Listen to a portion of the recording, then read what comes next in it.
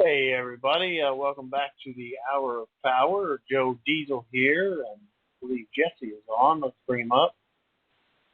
Jesse, you there? Hey, yeah, I'm here. How's it going? Great.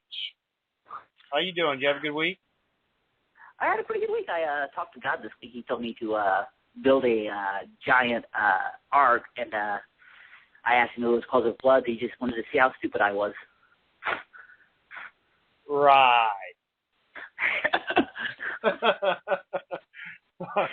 All right. Well, thank you for that. Well, we're talking about the movie Noah this week. We went to see the movie Noah.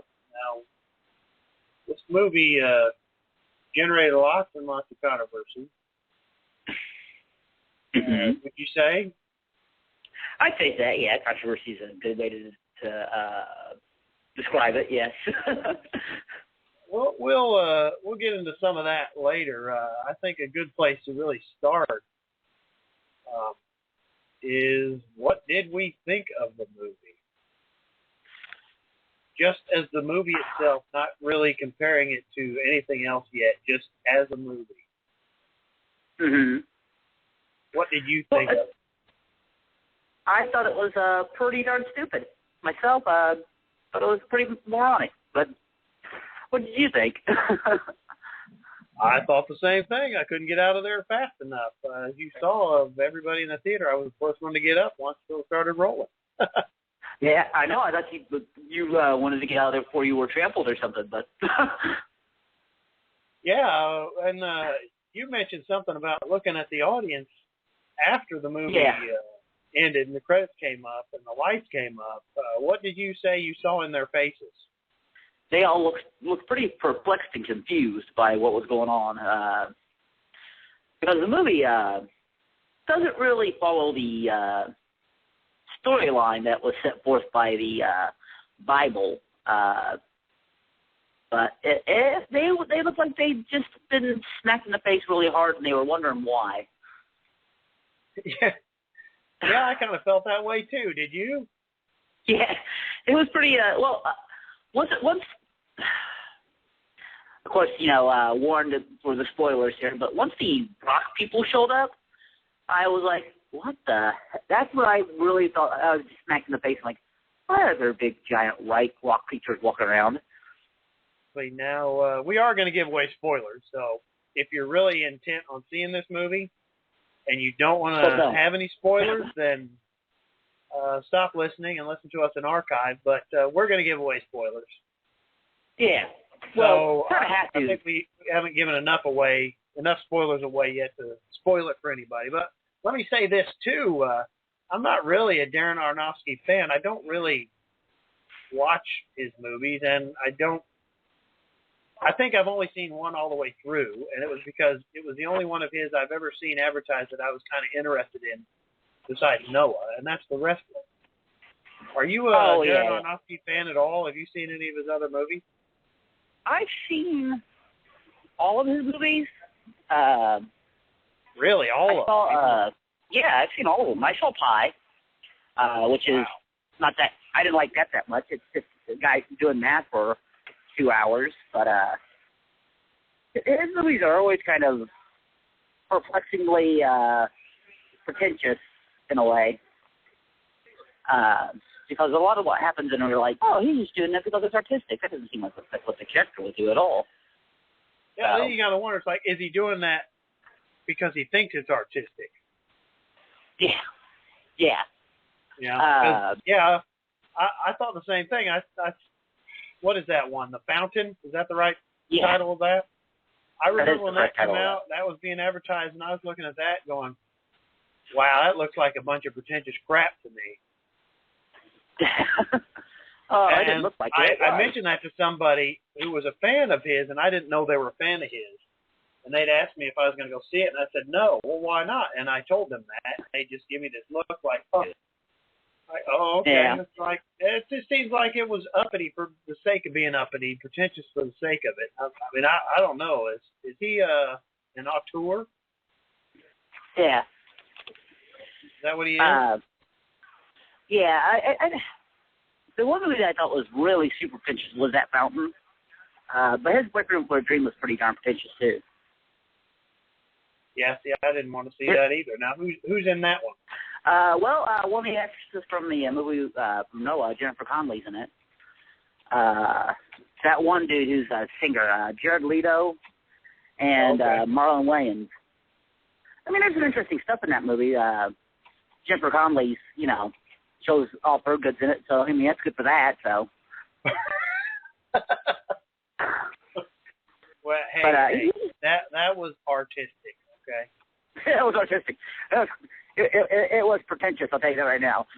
Yeah, that is not, he did not do that just so you could ogle Jennifer Connelly. That was art. Yeah. Well, no, he didn't ogle. It was, pretty much to explain that she was pretty hard up for the old craft fair. So, it was you even watched Black Swan. I like Black Swan now. Black Swan was okay. You like that? It was all right because it felt a lot more like a horror movie than well, she's a dancer and she turns into a swan. No, she goes crazy, basically. Turns into a swan. She doesn't never turn into a swan. Never turns into a swan. She's pulling swan feathers out of her back, isn't she? Well, that's because she's a ballet for the White Swan, and then the White Swan, there's the counterpoint Black Swan. And she wants to, and I guess it's every ballerina's dream to play the White Swan. Yeah. So, or I don't know. I couldn't watch that either. I couldn't bring myself to watch that either. I mean, I usually try to give everybody, I try to give everybody's films a try, but I did watch The Wrestler, and I sort of liked that. That was okay. Which one? Oh, The Wrestler. Yeah, you're supposed to like Mickey Rourke's character. Mickey Rourke's character in the movie is just a total dumbass. Yeah, he's not really that likable. I mean, they kept advertising it as the resurrection of Mickey Rourke. And I'm sitting there going, well, what happened to him? He was in that Sin City a couple years before that one, and I thought he was great in that. Yeah. Wasn't that his resurrection? Yeah. I mean, I understand he was a guy with flaws. He was trying to be a better person, but it wasn't working for him because he kept messing up. Yeah. Doing the stupidest things. I mean, Mickey Rourke's good in it, but, I mean, it's just okay. He looks like Dog the Bounty Hunter in that movie. Yeah. So, I don't know. He certainly did. I don't know. All right. I'll say I'm not a fan of him. Not a fan of Darren Aronofsky at all. He's just don't like him that much. So neither one of us are really fans, but we were intrigued enough by Noah to watch it, and obviously we watched it, and neither one of us liked it that much. So let's just get into a little bit about why we didn't like it. There's a lot in this movie to me that just doesn't make any sense at all. Well, there's a lot. There's a lot because I didn't understand why he couldn't use real animals. I mean, I don't mean that as in because all the animals are CGI. They are CGI animals, but they're not real animals. There's no real bears and anything like that. Or I guess he made up his own animals and put them in the movie. Yeah, exactly. Now, we got to say, I read a brief interview with him about that, and he said he was always fascinated by the story of Noah. Mm-hmm. He was always wanted to make this movie, was wanting to make this movie for the past 16 years, but he didn't want to make a movie with a giraffe looking over the rail of a boat. So he had to make up his own animals. Like, well, then just don't shoot a shot of a giraffe looking over the side of the boat. What is the matter with you? I mean, do you remember the first animal we actually see in that movie? Do you remember that? I think the first real animal. Oh yeah, the first animal movie looked like something from Riddick. Looked like those little cats from Riddick. Yeah, and it's got scales on it. Yeah. And it was being. What's that? Well, there is an animal in it though. That dove was real. There are actual doves and actual crows. He had doves and crows in it. Yeah, we do got to call shenanigans on him for that. There are shots of real animals. Yeah. And he does actually use real animals. I didn't see the anatomy of birds change that much. Right. The birds pretty much stay the same. I did love the scene, though, that how they explained how all the animals were well-behaved on the Ark. It's because they drugged them all. So they he drugged them all. See, that's funny, too. They don't. He doesn't explain why, how they drug them all. It's just... Yeah. Okay, let's just do the beginning there where we find out about this. I don't know what this is, some mineral, some element that everybody's mining, because that's the other thing, too. They're mining the earth, and the world looks like some kind of a cross between Mad Max and what else? When all the these apocalypse type movies, because I actually come across this site where there's like pipes, and it looked like some kind of a industrial building, right? You remember that scene? Well, I think you're kind of tilting Mad Max. I would say Noah looks like Solar Babies, the old 80s film with pictures. They kind of look like that because there was no water, and there was, for some reason, in the whole time, I guess they didn't have water until the floods happened. Exactly. There's no water anywhere, and there's no forest anywhere. There's no trees anywhere. Yeah. And it's like they're trying to say that the entire world has been mined of minerals and trees and everything, and all this other stuff. But in the very beginning, the men they're running around and they're wanting to mine that stuff, and they kill Noah's dad, who has a snake skin. You remember that? Yeah, I mean, they're being chased by those scavengers. What's that? In the beginning, that they found who was in the water, and those scavengers start chasing them. Oh, wow, this is like, it had such a feel for a post-apocalyptic Western movie that, and the way they were dressed, too, they were dressed like, in some and stuff.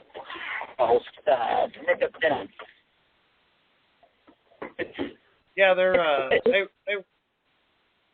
they were dressed like people. Yeah. Like in modern outfits. Almost fit the mood that the way the movie was shot and the way that they were dressed. I almost wish that Russell Crowe just would have built a spaceship. You know what I mean? His favorite art. It's like, what's spaceship? Spaceship, now he's going to go to... There I go to...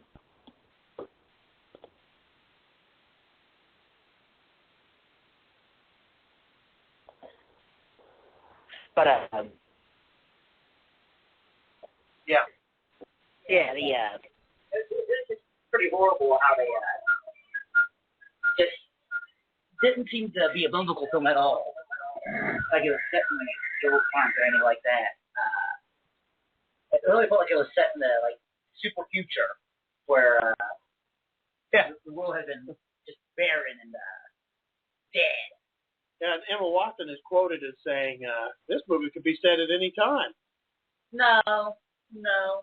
What is she talking about? Any time? It can't be really set in New York in 1947, can it? Well, according to her, it can. No. According to her, it can. But yeah, you get to the look of the film. Now, the other thing, Darren Aronofsky, and we'll go into this a little bit more later because I got a few questions that I want to get your take on. But he has said. And this is a lot of people's problem with the movie, that this is let me see if I bring up the quote here. I don't want to misquote him. Oh, God, because he's an auteur, so he might get upset with me. Darren Aronofsky calls Noah the least biblical film ever made. Well, I got to call shenanigans on him right now for that. Well, yeah. You know why, right? But he talks to God throughout the entire film. Well, he never talks to God, and they never say God. Creator. But they do say creator.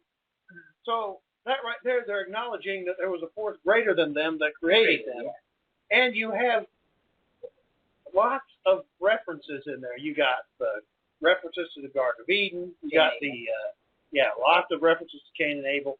Lots of references to the fall. You know, Adam and Eve are actually in the movie, and they're big white beings of light. Yeah. So when we lived in the garden, everybody, I don't know if we knew this, but according to Darren Aronofsky, when we lived in the Garden of Eden, we were big, glowing, running around. Maybe that's why we couldn't see that we were naked, because we were glowing so much, we looked down our junk, like, I can't see anything, that's a big glowing light. That's probably why when we ate the apple, we weren't glowing light anymore. Like, I got jumped. Well, the light's not covering me anymore. Yeah. But so, and this kind of struck me too when I was watching the movie, because Darren Aronofsky is a atheist, self-pronounced atheist. Now, in the movie, you have characters constantly saying God doesn't talk to me, and they don't say it; they say Creator. Sorry, yeah, Creator. The Creator doesn't talk to me. Well, then there's that shot of Ray Winstone. I think he did a great job in that movie. Yeah. I think he was the best actor in the movie. Did the best acting job in the movie. You got that shot of him, and he's saying, well, the Creator doesn't talk. Why doesn't the Creator answer me? And he's like looking up going, answer me, Creator. Yeah. And you got to kind of wonder, like, why did he put that in that movie if he's wanting this to be the least biblical movie ever made? So he's got a lot of stuff in there that, you know, the story isn't, the basic gist of the story is there. Noah builds an ark. Right. And collects animals. The basic, thing is there. I want to correct you there. You said Noah built an ark. Oh, yeah, we didn't get to that part yet. You did mention the rock people. So these rock people that he was talking about, we'll get to the ark building. The rock people is, the rock people are, what are they called? They were fallen angels in this movie. They're the Watchers. They're the Watchers. And they go down there, and they fall to earth, and in the movie they get covered in mud and filth and rock formation, so they're stuck. They can't do anything. They can't go back to heaven. Yeah. God was the Creator, sorry. Yeah. I keep saying that. The Creator is punishing them for going down there and wanting to help man. Yeah. So you got the rock people. Now they're supposed to be helping.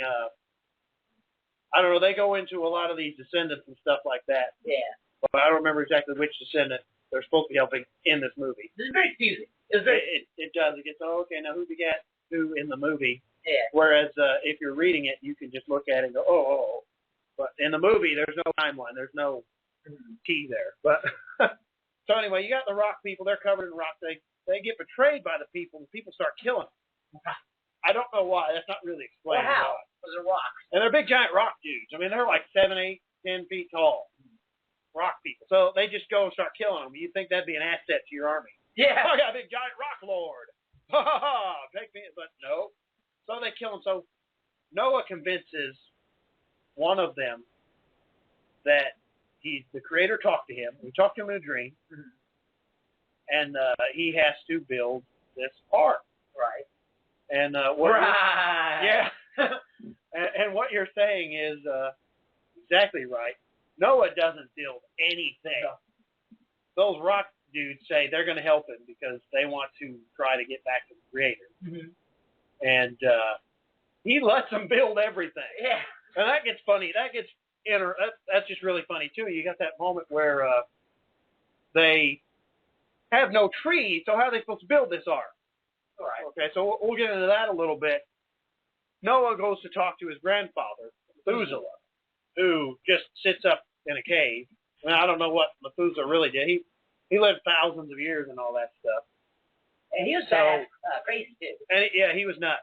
Yeah, probably because he lived up in that cave. Berries, bring me berries! That time. Yeah, and somebody mentions berries, and that's all he talks about the rest of the movie is berries. Oh, some berries. You got to bring me some berries. Yeah. But, so he gives him a seed that is supposedly from the Garden of Eden. I don't know how he smuggled that out or how they smuggled out that seed. Or why he would keep it so long. Yeah, why is he sitting there like, my gosh, we need some forests. I got a seed. I need some berries. I got a seed. I can have some berries. But no. So Noah decides, after he has a vision in a dream that the Creator spoke to him, that's what he needs to do. He needs to build the ark. So he goes out there, plants it, and then this magical forest appears everywhere. Yeah. It just grows everywhere. And it just reminds me of the Bill Cosby sketch we keep referencing in this, right? When Bill Cosby If you haven't heard that sketch, that is hilarious. Better than the movie. Yeah, that is a lot better than the movie. Bill Cosby, Noah is really good. But Bill Cosby says his Noah got 2 males, and he was in a hurry, and it started to rain, and God tells him he needs to take that animal back. And Bill Cosby says, why don't you just change one of them? And God tells Bill Cosby's Noah, oh, come on, I don't work that way. I can't do that. You need to go do this right. But anyway, I just thought about that in the movie. It's like, well, he just made this forest, why don't you just build him an ark there? You got a little seed, just make that ark there. But just a lot of silly things like that. And we didn't even get to the interpretation stuff yet of that vision. The walk creatures is the first thing where you go, oh, this isn't going to be right at all. Because once you see them, it's like, yeah, because before that, it's just Noah living, Noah's dad gets killed by the descendants of Cain. Yeah, and that character that he plays is named Tubal Cain. Yeah, Ray Winstone. He's actually mentioned here in the Bible, but they didn't use him right. They just used his name. Right. It's a cool name. It is a cool name, and that character actually is in the Bible, but he doesn't do the things that they say he did. Yeah. But anyway, so they actually did look at stuff and pull stuff out. They just didn't put it in the right place. But he kills Noah's dad because Noah's dad and Noah live on this land that's rich, and I don't remember what that mineral they want to call. I don't even remember them naming that mineral, but my mind was going to Avatar. Yeah.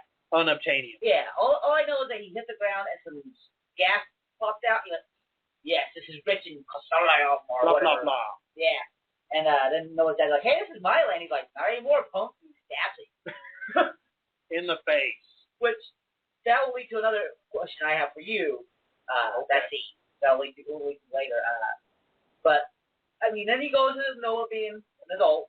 Then it goes into describing the no, that happens what, doesn't it? Like, yeah, a lot of times in this movie, it jumps ahead 2 years, 4 years, and in some cases 10 years in time. It doesn't tell you it's jumped forward in time. Yeah, the only way you know is by the actual look of the character. You go, oh, okay. Oh, they've gone ahead time a little bit. That's good. Yeah, oh, the kids are a little bit older. All right, it must be a few years later.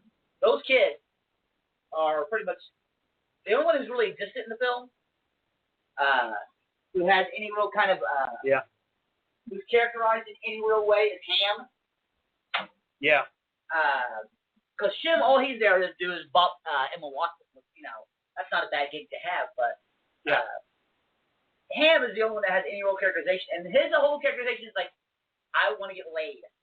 Yeah, exactly. That's all he wants, and Noah won't let him. Won't go get him a wife because he says everybody's waiting. Every. Why does his dad go out and score a chick for it? Really? Yeah. No, I mean in the story, in the Bible, they all have wives. Yeah, because they're all old enough to have wives. Yeah, I mean Noah's like 500 years old when this whole thing starts. How many children did he actually have?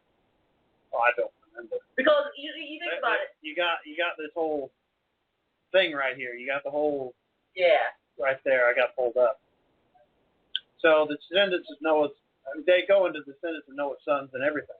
Because you would think that he's 500 years old. He's probably fathered a whole lot of children, and those are the bastards he used to build that ark. I don't know. It doesn't say who helped him build the ark in there. I mean, so I gotta say here, my problems with the movie. I mean, if you go and read the story of Noah in the Bible, it's not that long. No. And it's really not that detailed. It just says that Noah did what God asked. Yeah. And it even says Noah was a righteous man. Noah walked with God. So Noah was chosen for that reason. He ain't picked for that reason in the movie because they never really show him talk to the Creator. But he's the only one who really believes in the Creator. But he's the only one that's shown to. It seemed like the other guys wanted to, but they just didn't have any faith. Right. They were, he isn't talking to me, then he doesn't exist. Yeah, they were of that mindset. Yeah. So, to get back there, my problems are, it isn't that Aronofsky was filling things in by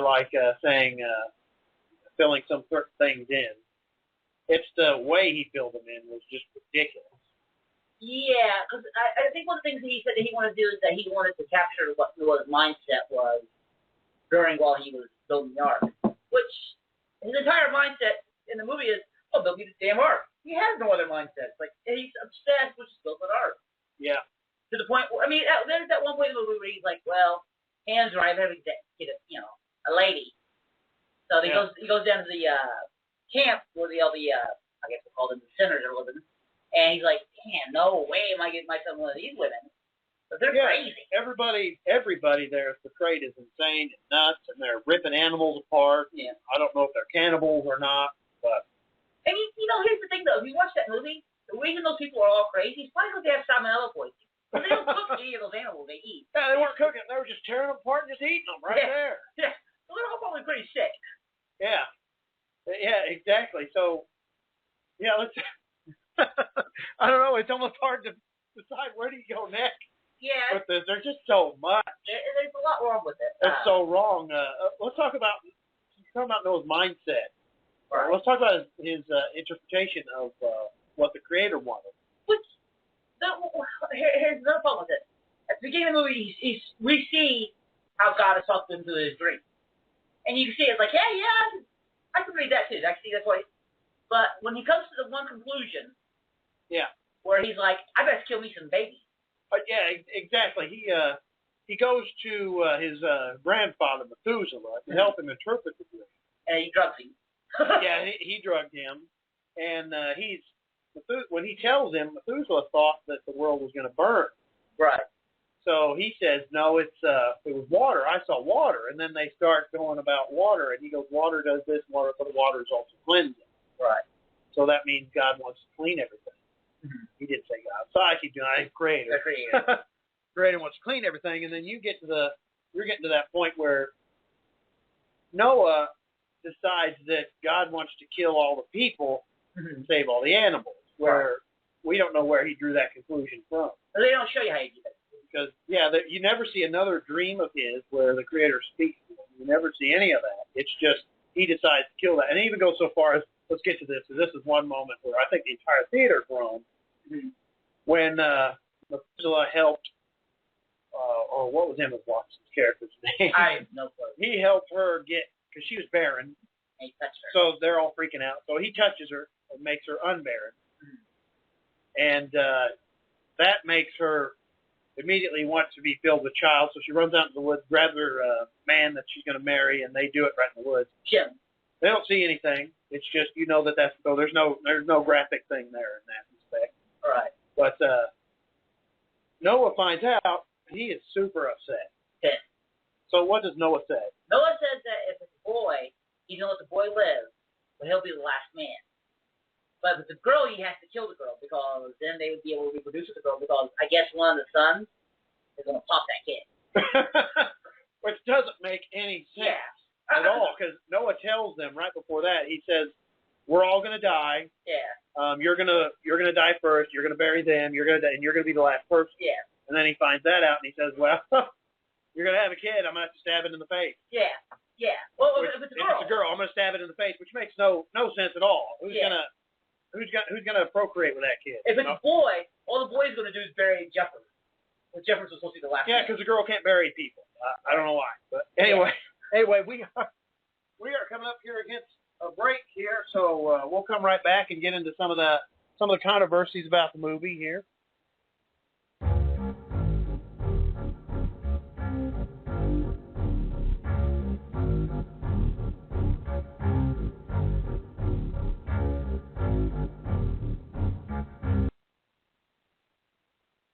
Hi there, Noah here, and I need your help. I've got a problem. What's your problem, you ask? Well, I've got too much gold, and I want to give it to you. I'll admit it. It's a good problem to have. How do you get some of that gold? Well, all you have to do is bring me a male and a female animal of the same species to Noah's Gold for Pets Emporium. Why do I want your animals? Well, you nosy Nelly, that's between me and God. You don't have animals? Well, we will take resinous wood for gold. You better hurry up, though. These offers will not last forever. Once I have one pair of every animal and enough resinous wood, I'm building me and my family an ark, 300 cubits buy 50 cubits, buy 30 cubits. If you love your pet, you'll get down here first because I'm only taking one pair of every animal. If it's raining on the day you bring your animal, forget it. You waited too long, and it's time to start treading water.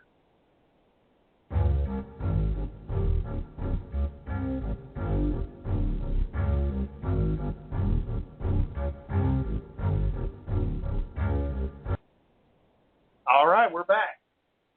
So we talked quite a bit about a lot of the problems we thought the movie had. I've been thinking about this since we decided to do this show and looking at some of the controversies. And I've got a few questions about it. Go ahead. And so I'll ask you. Now, Darren Aronofsky is making a movie based on a holy book that billions of people put their faith in and believe. Right. So, to me, that says there's a built-in audience. Right. So, why would you make that and not want to play up to that audience? Well, I guess I have to answer this as kind of in the sense of Darren Aronofsky, even though I don't like this movie. Yeah. He wasn't very interested in the biblical aspects of that movie. He was more interested in why would a guy go through the pains and motions of building this ark to save every animal on the earth. Because to him it was more about the story, but not about the religious aspect of it. Which kind of, like I said, maybe if he went to a whole entire different direction with it, where it's like he built a spaceship and the spaceship went into space. Yeah, if he's so interested in that, why didn't he just make that? Why take this story that has a built-in audience that has been proven that there is an audience for it, and they will go see it. They will go in droves. And they will go see it. I mean, The Passion recently is a great example of that. Not only The Passion, but I mean, I know there's a lot more examples, but every damn Tyler Perry movie made is basically. Well, I'm talking about specifically movies that are based on stories straight out of the Bible, like or any other example. Holy book. There's a new religious movie out made by called God Is Not Dead. Yeah, which is about the philosophical debate of whether God is dead or not, and that's been doing gangbusters in very limited release because that's what those people are seeing that movie. Yeah, so I mean, there's a market for it. People will see it. So why wouldn't he want to do that? And you got to wonder also, if it's all about the dollars for him. Mm-hmm. Which it's not, I don't think. It's not because he thinks he's an auteur. Yeah. And he thinks he makes the movie. He doesn't. This is what I think of auteurs sometimes. They think they make the movie, and it's not a team effort. It's not a group effort. Right. And that's what he is. But I think the other part of that is the studio was the ones that were freaking out and going, we got this built-in audience, and you're alienating. Well, they had those test screenings. Right. Because they tried to recut it and go, we got to fix this. They wanted the disclaimer on there. He didn't want to do any of that. He doesn't care about test screening. Right. He even said, let me see if I can find that quote right away. Yeah, that's that one, that quote there. You use that one. Yeah, I'm not going to use that quote. This is, he doesn't care about test screening. I can't find it right away right here. I did have it up, but I think I closed that window. But anyway, he said the basic thing of what he said, what I was looking for, he doesn't care about test screenings. He doesn't care about test scores. Now, test screenings are, as we know, what studios do. They take a movie out before it's released, have a test audience come in and ask them questions about it. Mm-hmm. They say, what did you like about it? What didn't you like about it? And they use that to see, well, can we go in and do anything about that? Because they want to know if they want to be able to make a profit. Yeah, because obviously they do. Now, Paramount, they put up a lot of money for this movie. They even upped the budget for him for this movie, and he's mad that they put a little disclaimer on it. I can't see how he's mad about that. For one, they put up a lot of money for that movie, I just said. They did. They even raised the budget.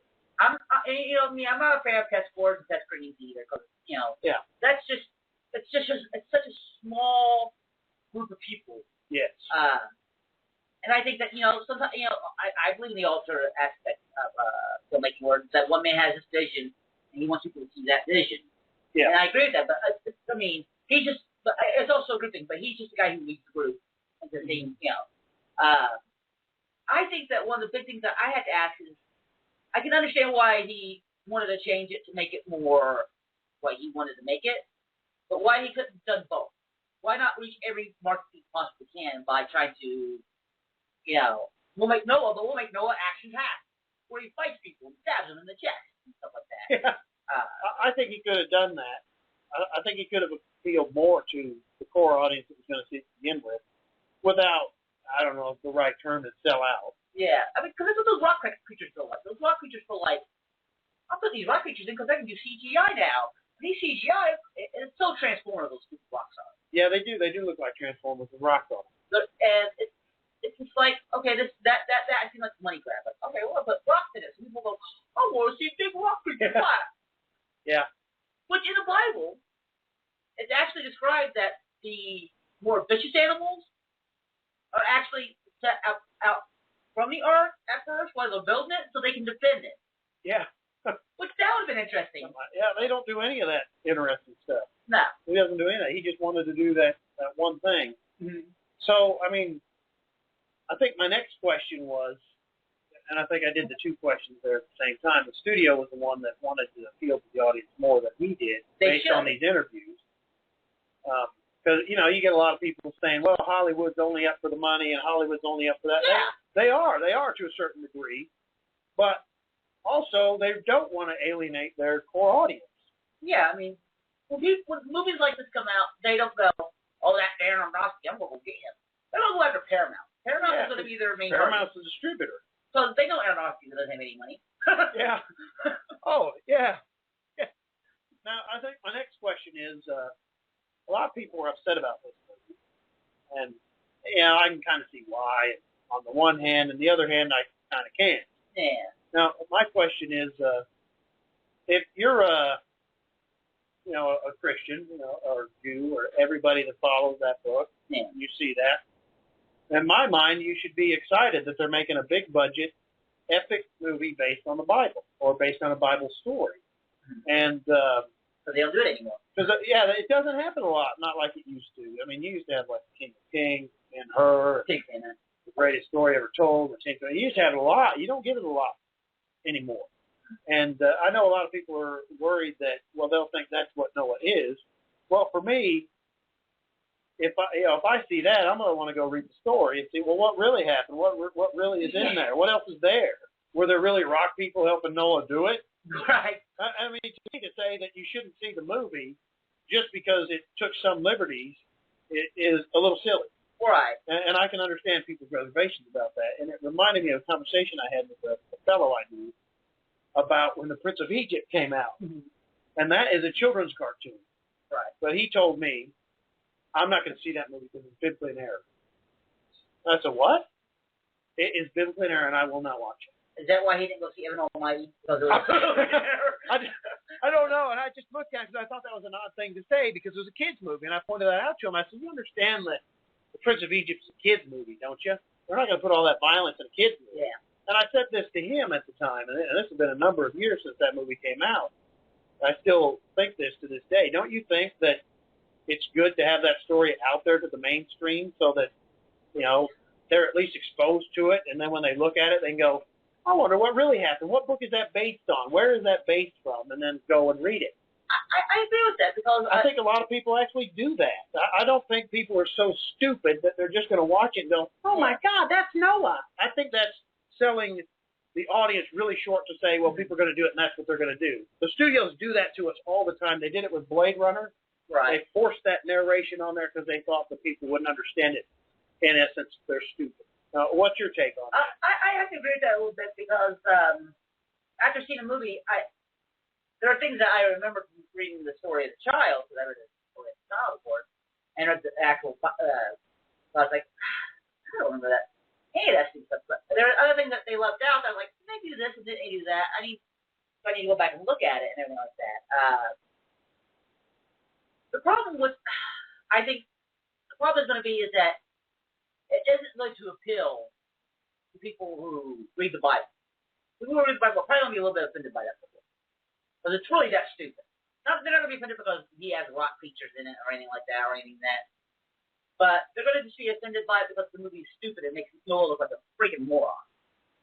Yeah, it kind of does. So, they'll be more offended by that. I read the Bible, but I wasn't offended. No, I don't. I'm not. you know, I'm not as religious as you are. I mean, I have my own faith belief system and all that, but after watching that movie, it's just that he was trying to make it look like it was more realistic. Like, this is the way what happened if this, like real life. This is how, they lived back then. All this would be like, but he made it more silly. Yeah. And more preposterous than the actual, because, when you look at the Bible story, you think, okay, that's kind of preposterous. But if you have faith, you think, well, maybe that was possible back then, because back then God was a little bit more chatty with the old books back then. Yeah. So, I mean, there's a lot of, like, the whole thing with Cain and Abel and how Cain and Abel, once Cain killed Abel, that started war. Mm-hmm. War was started because Cain killed Abel. Now, he does a little montage of different types of soldiers when Cain kills Abel, which I thought was a little silly. Yeah, he shows the montage is all Cain. Cain turns to all the soldiers. Then Abel turns to all the soldiers and he's dying. Yeah, like, oh, yeah. Now, and the other thing that they said is that all the people who are not Noah, and Noah's people, I guess, are called descendants of Cain because they were all descendants of Cain. Because Cain was sent east. And somehow when Cain went east, he found a chick out there. And this lady that he found, him and her produced the whole entire population together. So the descendants of Cain are all pretty much inbred. Right? Yeah. According to the opening of the movie, that Adam and Eve begat Cain, Abel, and Seth. And Seth is Noah's father. He's a great-great-great-grandfather. Yeah, he is a relative. He's not his... He's a descendant of Seth. Yeah. And Seth was the forgotten child who was okay with yeah. But... Oh, excuse me, I'm sorry. Basically, Seth and Cain brought about the whole entire world, even though there were no women. Yeah. Now that's based on that's according to this movie. Right. According to this movie, there were no other women besides Seth and Cain. I mean, there's just Seth and Cain. Yeah. But one of the things that I thought was silly, and I think another reason people like who are religious are like, oh, come on, is that Emma Watson does give birth to a girl. She gives birth to two girls. Yeah. And I guess it's Noah's mind goes, well, for him, and there's one for Jeffrey. Jesus Christ. I got to stab them both in the face. And we're saying that, and that's how he's going to do it in the movie. He was going to stab him in the face. He was going to stab him in the face, yeah. And one thing, his mindset, that he's thinking, well, that's okay that Jeffrey is going to have sex with his niece. Yeah, that's kind of disturbing that he was actually thinking that. Yeah. So there'll be other possibilities, because Jeffrey's going to be like, man, I want to need a lady. They're the only ones around. Yeah. So everybody gets a turn, I guess. So, I mean, I can see really people would be offended, but I think that the thing is that he wasn't making a biblical ethic. He was making I want to stop climate change. Oh, you caught that too. I think that it was more of an environmental message where it's like, oh, we're destroying the earth, so we all deserve to die, and all that should be left are dogs and cats, basically. Yeah, and it's funny you bring that up because that's there it is right here in this article. He says, Aronofsky says that Noah is the first environmentalist. Yeah, no. Okay, so he took this story and changed a lot, kept the basic gist of it, and then used it for his own, I don't know, is that a political cause? What is that? I would say that. I mean, political, environmental, yes. I mean, because the environment, we all have to live with it. I mean, it's more than... Yeah. Well, I mean, what I mean by that is some people take that to an extreme to where they're not actually helping the environment. Right. That's what I mean when I say that. I don't think he was an environmentalist, because if God would have said to Noah in that movie, you know what? Just get on the boat. You and your kid get on the boat. Screw the animals. You don't think Noah's gonna go? But I better save a couple animals.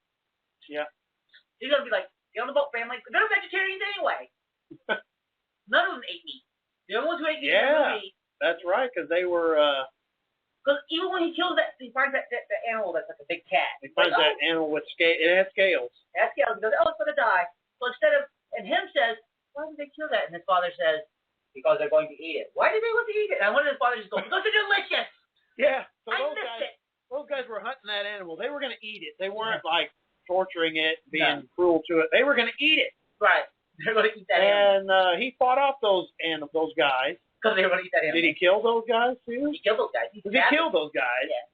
And it was self-defense. They were upset. Of course, they were upset because he took their kill. Yeah, they were hungry. I thought that was funny too, because later on when he tells his wife that we all have to die, we all are wicked, and he sort of chastises her because she would do anything to protect her kids, even kill. Yeah. And it's like, well, you just did that. Like, I don't know what that was, 60 minutes ago? Yeah. According to the runtime of the movie. There's an interesting scene in the opening because she goes, yeah, I had to kill those guys. Shim and Ham, they kind of fought them. And she goes, how do they take it? He goes, well, Ham took a little bit of a liking to it. And I thought that was going to turn into something where Ham's like stabbing people and stuff, like, you know. But the weird thing is, like, they're vegetarians. All they eat is berries, but they live in a wasteland where there's no water, and it's all desert. What the hell are they growing to eat? I don't know. They must have been eating grass. It doesn't really say what they There was no grass in that movie. There was grass. It wasn't good grass. The only grass I saw in the movie was when they went to go see Methuselah. Yeah, there was grass on Methuselah's mouth. But there was no. I mean, it was basically. It looked like a lake bed that had been dried out. Yeah. There was no water in it whatsoever. But yes, so not only is it an environmental cause, like, oh, we need to save, stuff in this, but there's also you should stop eating meat. Meat's bad for you. Yeah. And there's all those people who are like, oh, I won't eat meat unless it's organically bred. Every piece of meat in that movie was organically bred. Yeah. They weren't mass producing crap. Yeah, they had no GMOs there. Yeah. So I found that odd. I was like, oh, that seems like an obvious choice. Because no, in the Bible they don't say, no, you didn't eat no meat. No, it's chowing down from. Because in the Bible they say that God gave you those animals so you could chow down on them. they're there for you to eat. As we're talking about this, I would love to see this movie done up by the MST3K crew. It's a parody. It's a parody of that movie. It is right. Oh yeah. It is right. I mean, from the Rock people appearing, it's Paramount distributed it. Paramount also distributed Star Trek V, and William Shatner got screwed out of his Rock people. He wanted in that. Man, that's where they are. But they're not even good-looking rock creatures, too. I mean, they're, like, really dumb-looking. Yeah, let's talk about how they get freed. Oh, yeah. Because, Noah has them build the ark. We talked about that. They build the ark. Noah doesn't. He stands there at this wood bench looking like he's doing stuff. He's not doing anything. He's the architect. He's just standing there looking at it. And these guys are building the ark. They build the whole thing. I'm sure he yelled at him when he did it wrong. When Ray Renstone says, we're going to come and take this ark now, he has the Rock people, they're all like chained up, holding up. They hold up this chain link fence type thing. They can't get hurt. To try and keep them from getting through. Well, these guys kill the Rock people. Right. They stab them and pry open their rockness. And let's go the angel inside. And the angel is inside and goes up back to God. And it was funny, too, because one of the Rock guys asked for forgiveness. You remember that? Please forgive me, Creator. And he goes up there. So you kind of wonder, and it's not explained in the movie. You just kind of have to guess. Yeah. Do those Rock guys get to go? Does God bring the Creator bringing the Rock people back because they've redeemed themselves, or is the only thing they had to do is pry the rock off of them? But here's another question too. Because one of the Rock creatures just pulls his chest open. He does. He does. It's like, well, he could have done that. Like so that's why you wonder, and the movie doesn't explain it. When they pry the rock open, do they get sucked up to heaven because they've redeemed themselves? Or did all they have to do from the beginning is rip the rock off of them? Which makes also the whole thing that Mr. Tubal Cain says, where he goes, well, God doesn't talk to me. They're giant rock creatures with angels in them. What more proof do you need? It's like, I can understand if they no longer existed. They're talking to them. Yeah, it's not like, you're right. It's not like it's a myth or a legend from years ago. Yeah. And it's like, hey, they're giant rock creatures. Why do you not believe in God, or the Creator? I'm sorry. Why do you not believe in the Creator when there are angels who are like, you know what? I created these giant angels that look at these rock creatures. That's how I communicate with you, baby. Maybe. Yeah. So maybe I wouldn't want to communicate with them anymore either. So I think the other thing is, like, the reason that the watchers were thrown out is because after they ate the apple, God was like, well, told you not to eat that apple. I'm done with you. Well, cool. Yeah, you got your free will. Go live. All right, so I'm going to do my thing. And they're like, well, we're going to go help you. But they screwed me over. Yeah. I hope the guys who screwed me over. That's beautiful of you. Get out. You need to let them learn. This is what tough love is, you stupid rock people. Yeah. Stupid watchers. This is tough love. They need tough love. They need to learn and grow themselves. Yeah. And I always love that because it's like, and they're like, oh, I don't have the creator. Well, what? You want the creator to run your life for you? That just doesn't piss you off. That just means you're a slave to the creator to do whatever you want. But it's just such an odd movie. Because some of the things that are actually in the Bible are like, wow. Woo! Back up there, buddy. Yeah, there is stuff like that in there. Because the sin that, I guess you could say that, the whole thing is that when Noah actually finds land, and you think, well, now the world should be a perfect place because Noah's righteous. He plants vines and gets drunk. Right, and then he tries to have sex with one of his son's wives. Well, I couldn't find that in there. Well, it's in there, I swear. I did look for it. But I couldn't find it. So, and that means that's his sin. The whole the issue was Noah got drunk. I'm going to paraphrase this, but I do have this pulled up here. It says Noah got drunk and was lying inside his tent nude. Right. And his sons, one of his sons saw him naked inside the tent, and the other two sons covered him up. But it didn't say that he went over there to do his son's wife. But that made Noah mad. Well, I don't know. I'm sure it's in someone. That led to the fact that Noah was a sinner. And I don't know. He was very mad that he got seen naked. Now, that is in the movie. He does get drunk. That's the first thing he does. And he is naked, but he's face down on the beach. Right, where you can't see his junk. He's drunk on the beach. And it's an odd thing in the movie because you see him sitting there drunk. He's upset because he thinks he failed. Because he didn't kill all the people, so he thinks he failed. So he's sitting there drinking. There's one shot of him drinking. He's drinking. Then the next shot, they cut back, and all of a sudden he's naked, lying down on the beach. Yeah. Now, I'm not saying we needed to see him stripped down. Right. It just was odd to me that that's the way he cut it. I didn't think he got drunk because he thought he failed. I think he got drunk because he thought, I'm going to kill me some babies. I was that crazy. Yeah. Because you never see the dream where he's like, the dream where it says, hey, Noah, kill me some babies. Yeah. You know. Right. Yeah. But, I mean, that's the more interesting aspect, too. It's like, okay, so there's still that sin. Sin still exists. Even though Noah is supposed to be righteous, he's still a sinner in a way. Yeah. So he's not perfect either. Yeah. And it kind of, then it's like, well, we're going to build a new world, but we're still not going to be more perfect than the last world. But, and there's also in the Bible where God promises Noah that whenever he does this again, where he's like wiping his hands of the whole mess, he won't do it through a flood again. Yeah. And that's not in there. That's a nice little, like, no, you know what? All is forgiven. Not going to kill you all again with a flood. Yeah, none of that's in there. There's only the one dream where he learns to build the ark. Now, that dream, if you look at the dream, all it suggests to him is that he saw an ark, he's up, oh, build me an ark. Doesn't know how to build an ark. Has no clue how to build an ark. Yeah, he didn't give him the dimensions. But again, he didn't build the ark. That's right. Maybe the Watchers knew the dimensions. But he had a plan. He had a blueprint. He did. He had a blueprint. He did have a blueprint, didn't he? He was just, oh, yeah, that's what we're going to build. This. Is that resident wood? You can only use that kind of wood. I was told, certainly, that kind of wood. Yep. Which is also known as gopher wood. Yep. So all those trees, here's the thing. He's an environmentalist. Well, what's the first thing he does when he goes up the tree? He starts tearing the damn things down. Yeah, he rips all the trees down, builds an ark. Yeah. It's like, oh, well, that's not very friendly. You finally got a forest after all these years with no forest. And you would think that, like, once the forest grew up, they'd be like, hey, you know, things are different now. Things now. They're oceans now. No, it just made everybody crazy. It just made everybody more mad. Like, oh, wow, there's a forest? What? Yeah, yeah, so when you watch this movie, it's like this mix of Waterworld, Mad Max, and Lord of the Rings. But those are good movies. Yeah. Even Waterworld. Even Waterworld's we're coming up to the end of the show, since we're talking about good movies, I can easily say that Noah is the worst movie I've seen this year.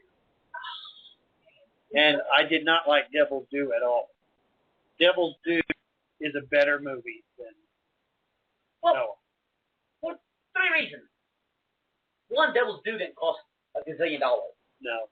2, at least it had an aesthetic to it. Yeah, it did. And 3, at least there was something interesting. Yeah, it was. It did have. Like the whole idea of the multiple Antichrist. Yeah, they picked up that angle. That was. It's an interesting idea. Yeah. Noah has half-baked thoughts. Like, oh, we have angels that are rock creatures. All right. Well, cool. Which, even in the Bible, they mentioned Enoch. Yeah. The book of Enoch and the whole war and heaven and everything like that. Why not have Nephilim? And they're not in there. There's interesting stuff that he could have used that he decided not to use. He just made them big rock creatures. I think because if we're going through his metaphor that Noah is an environmentalist, that makes the angels part of the earth. Because they're covered in mud and rock.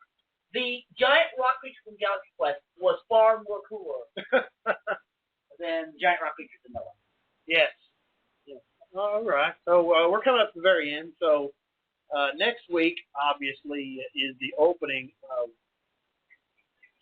I don't know. Is that the most anticipated movie of the year so far? Captain America. At least for us.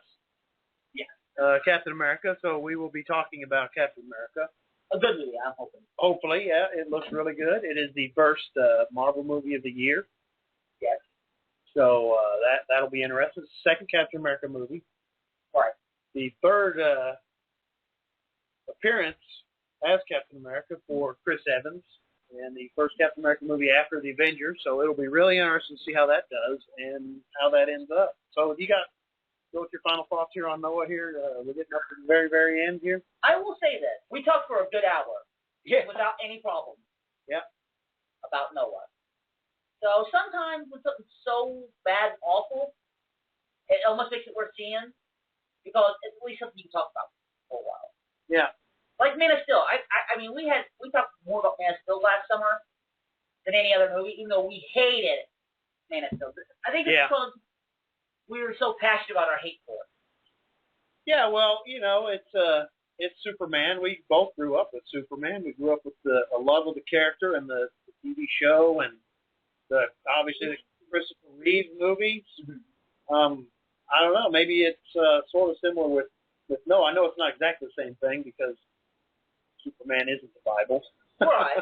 But, a lot of people are passionate about that. You make a movie somebody loves, that people love. They want it to be right. Right. I mean, they want it to be gotten right. But kind of relates Noah as a superhero. He lived 500 years.